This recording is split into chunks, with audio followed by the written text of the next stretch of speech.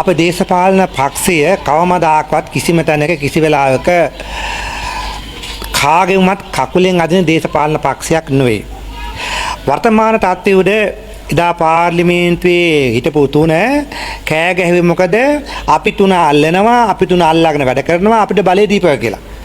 දැන් හත් වලාමේ වෙච්ච දෙයට මකොරන්ටේ කිව්වා වගේ දැන් මේ වර්තමාන මේ තුනට බලය නොදුන්නා නම් වෙනත් කෙනෙක් බලයක හිටියා නම් අද සාම්පූර් බලාගාරයවත් මෝදිට ලංකාවට දෙන්නවත් නැහැ. මොකද පුළුවන් තරම් උද්ඝෝෂණ පන්දන් එලි අරවා මේවා ඔක්කොම දාගෙන මිනිස්සු කෑකෝ ගහමින් වැඩ කටයුතු කරනවා. මෝදි අග්‍රාමාත්‍යතුමා ලංකාවට පැමිණීම සම්බන්ධව වත්මන් ජනාධිපතිවරයාට මාගේ අපගේ ස්තුතිය පළ කරනවා. හැබැයි ජනාධිපතිතුමා යම් දෙයක් කරන්න බලාවේ බලන එක මොකක්ද දන්නේ නැහැ. මෝදිගේ කවුද ජනාධිපතිතුමාගේ සාකච්ඡා මොනවයිද දන්නේ. මොකද 4න් 3ක් බලය දුන්නේ රටම විකුණපියව කියලා තමයි ජනතාව. දැන් මේගොල්ලන් රට වික්කත් gediye පිටින් කඩලා කෑවත් කාට හරි බලය දුන්නත් ජනතාවට මොනවත් කරන්න බෑ. බලය දීලා තියෙන්නේ මෙන්න gediye කඩා කපාගෙන කපන් කියලා. දැන් මෝදි අග්‍රාමාත්‍යවරයා මම අහන්න කැමති වත්මන් රජයෙන් ඔබතුමා සහ ජනාධිපතිවරයා වෙන සාකච්ඡා මොනවද? අත්සන් කරපු ගිවිසුම් මොනවද?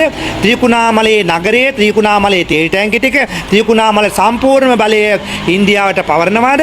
එහෙම නැත්නම් සාම්පූර් බලාගාරය දැන් අද මුල්ගල් තියෙනවා විවෘත කරන්න යනවා තව ටික කාලෙකින් තව දෙයක් මේ සියල්ලම ඒක රාජ්‍යකද බලපුවාම අපේ රටේ සම්පූර්ණම බලය ඉන්දියාවට යවන්නට සූදානම්. අපිට දැන් සාමාන්‍ය තත්ත්වය බලපුවාම ඉන්දියාව පඩයක් දිවත් බුක් ගෑවත් හොක් ගෑවත් අපිට සැපයි. ඉන්නේ මේ ජාතික ජන බලවේගයේ රජේ මේගොල්ලන් අපි දැක්කා ඉරංග කියනවා අයියේ පාර්ලිමේන්තු ළඟ අපිට ජාත්‍යන්තර සම්විධානය නැහැ කියලා කිව්වලු. හත්වලා මේ මී හරක් ගොනෙක් නේතෝ මං කියන්නේ රජය බලයට පත් වුණාට පස්සේ ඒ රජයත් එක්ක ඕනම රටක් ඕනම රාජතාන්ත්‍රික කෙනෙක් ඒ රජයත් එක්ක සම්බන්ධ වෙනවා. ඇයි මෙහෙම කතා කියන්නේ? කතා කරන්න දෙයක් නැද්ද? උගත්තු බුද්ධිමතු ඔබතුමාලා ඒ වගේ බුද්ධිමත් ඉරංග මහත්තයෝ මෙහෙම බුද්ධිමත් අය ඔහොම කියනවද? කවමදාකවත් කියන්න එපා.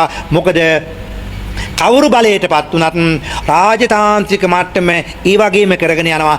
ඒ රාජතාන්ත්‍රික මට්ටම ඇති නිසා තමයි වර්තමාන තත්ත්වවල මෝදි ලංකාවට ඇවිල්ලා අතිගරු ජනාධිපති අනුර කුමාර දිසානායක මැතිතුමාත් එක්ක සාකච්ඡා කළා. දවස් 3ක සංචාරය ගිහිල්ලා ඒ කටයුතු කරගෙන යන්නේ. හැබැයි ජනාධිපතිතුමනි ඕන සංචාරයක් කරන්න ඕන දෙයක් කරන මෝදිගේ තියෙන දේවල් ඔක්කොම ගලවලා ගත්තත් කමක් නැහැ.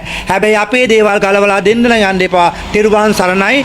මම සමන්ත විද්‍යාලයෙන් අහන්න කැමති ඈ සමන්තෝ දැන් බලහන් අලි මිනිස් ගැටුම් මේ හැමතැනම අලි ටිකවත් පාලනය කරන්න බැරි. එදා කොහොමද කිව්වේ? මිනිස්සු කනවා අරවා කනවා මේවා කරනවා. ගොවිතැනට ප්‍රශ්නයක් ගොවියෝ විනාශ කරන ගොවියන්ට ජීවත් වෙන්න. දැන් සමන්ත විද්‍යාලයෙන් මම අහන්න කැමති දැන් ඔබතුමාට බලය දුන්නනේ. බලය දුන්නට පස්සේ ජනතාව ආරක්ෂා කර ගැනීම තමුන්නාලනේ බොරුවට රඟපාන්න දන්නවා. ජනතාවේ රඟපෑමට අහු වුණා. දැන් උනුත් එකයි මුනුත් එක කවුරුත් එකයි ජනතාව අන්ත ආසරණ තාත්තට පස්සේ කබලෙන් ලිපට වැටලා තියෙන්නේ.